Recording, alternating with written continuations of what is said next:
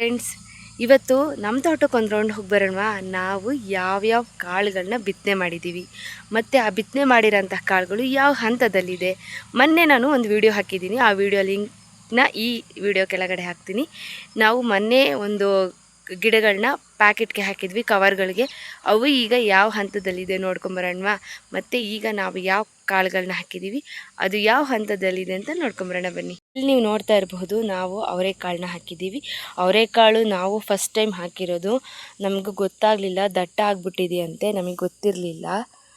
ಪರವಾಗಿಲ್ಲ, ನೋಡೋಣ, ಮುಂದಿನ ಸತಿ ನೀಟಾಗಿ ಹಾಕ್ತೀವಿ. ನೋಡಿ, ಒಂದೊಂದು ತಲೆ 3-4 ಗಿಡಗಳು ಹೇಗೆ ಬೆಳೆದಿದೆ ಅಂತ. ಅದೇ ಇಲ್ಲಿ ನೋಡಿ, ಈ ನವಿಲುಗಳೆಲ್ಲ ಹೇಗೆ ಆ ಚಿಗುರನ್ನೆಲ್ಲ ಕಿತ್ತು ತಿಂತವೆ. ಈ ನವಿಲ್ದೊಂದು ತುಂಬ ಕಾಟ ನೋಡಬಹುದು ನೀವು.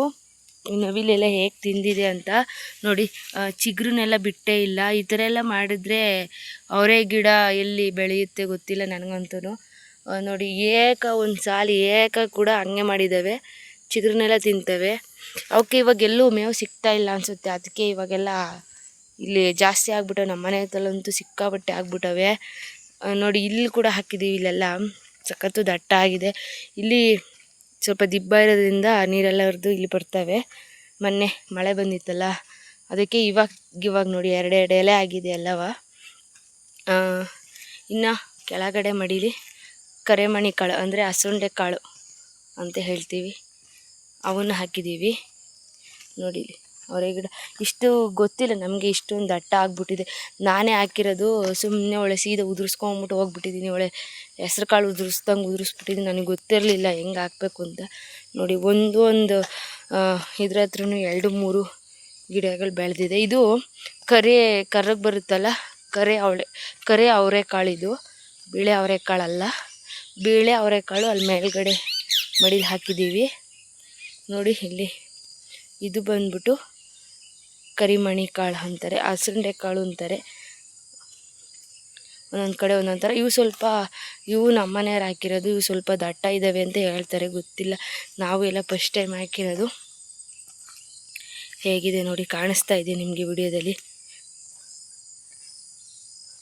ಸ್ವಲ್ಪ ದಟ್ಟನೇ ಆಗೈತೆ, ಏನು ಮಾಡೋಕ್ಕಾಗಲ್ಲ. ನೋಡಿ, ಇಲ್ಲಿ ಇದು ಪೂರ್ತಿ ಅಲ್ಲಿಗನ ಹಾಕಿದ್ದೀವಿ. ಇಲ್ಲಿ ನೋಡಿ, ಕೆಳಗಡೆ ಅದೇ ತನಕ ಹಾಕಿದ್ದೀವಿ.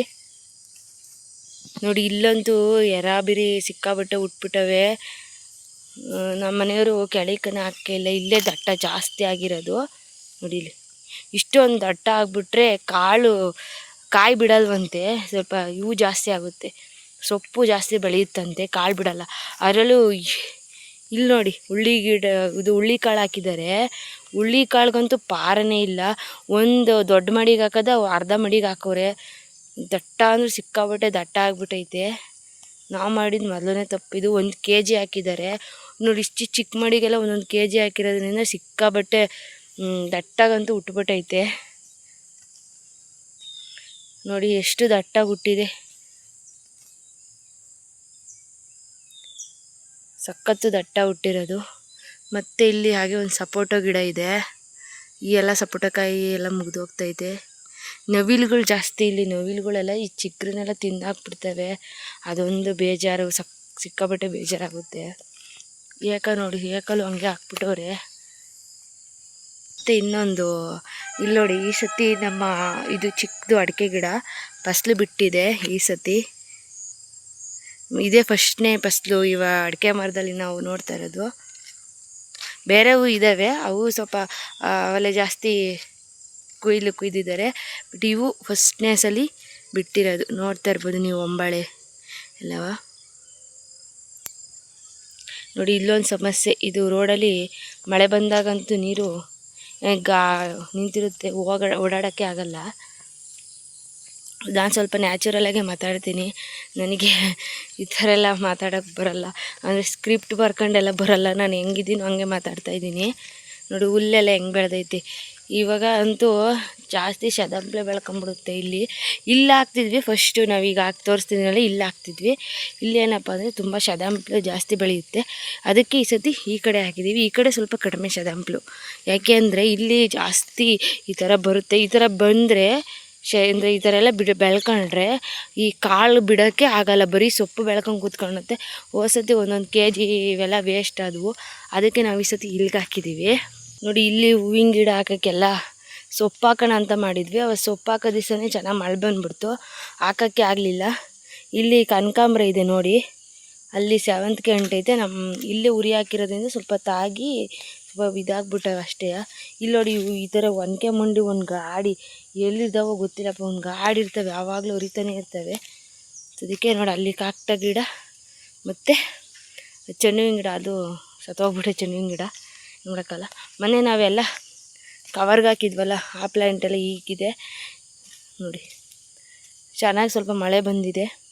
ನೋಡಬೇಕು, ಇವು ಅವರು ರೆಡಿ ತಂದಿದ್ರಂತೆ, ಅಂದರೆ ಗಿಡ ಪ್ಯಾಕೆಟಲ್ಲಿ ಇರ್ತಾವಲ್ಲ ಅವು ತಂದು ಹಾಕಿರೋದು. ಜಾಸ್ತಿ ಜನ ಹೇಳ್ತಾರೆ ಪ್ಯಾಕೆಟಲ್ಲಿರೋ ಹಾಕಿದ್ರೆ ಮತ್ತೆ ಹುಟ್ಟಲ್ಲ ಅಂತ. ಗೊತ್ತಿಲ್ಲ, ನಾವು ಅಲ್ಲೇ ಕಡ್ಕೊಂಬಂದಿರೋದು, ಏನಾಗುತ್ತೋ ಗೊತ್ತಿಲ್ಲ ಗಿಡಗಳು ಅಂತೀವಿ. ಹಾಗೆ ಇವತ್ತಿನೂ ಮೆಣಸಿನ ಗಿಡ ಹಾಕಿದ್ದಾರೆ ನಮ್ಮ ಮನೇಲಿ, ನೋಡ್ಬೋದು ನೀವು. ಮೆಣಸಿನ ಗಿಡ ಹಾಕಿದ್ದಾರೆ, ಇವತ್ತು ಹಾಕಿರೋದು ಇದೆಲ್ಲ.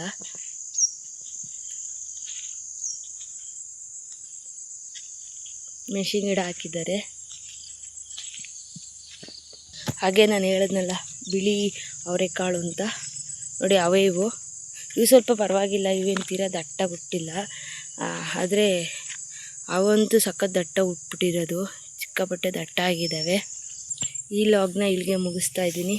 ದಯವಿಟ್ಟು ಸಬ್ಸ್ಕ್ರೈಬ್ ಮಾಡಿ ಹಾಗೆ ಸಪೋರ್ಟ್ ಮಾಡ್ಕೊಳ್ಳಿ ಅಂತ ಹೇಳ್ತಾ ಇವತ್ತಿನ ಲಾಗ್ನ ಇಲ್ಲಿಗೆ ಮುಗಿಸ್ತಾ ಇದ್ದೀನಿ. ಹಾಗೆ ಸಬ್ಸ್ಕ್ರೈಬ್ ಮಾಡ್ಕೊಳ್ಳಿ, ಸಪೋರ್ಟ್ ಮಾಡಿ, ಮತ್ತು ನಿಮ್ಮ ಅನಿಸಿಕೆಗಳನ್ನ ಕಮೆಂಟ್ ಮೂಲಕ ತಿಳಿಸಿ, ಶೇರ್ ಮಾಡಿ.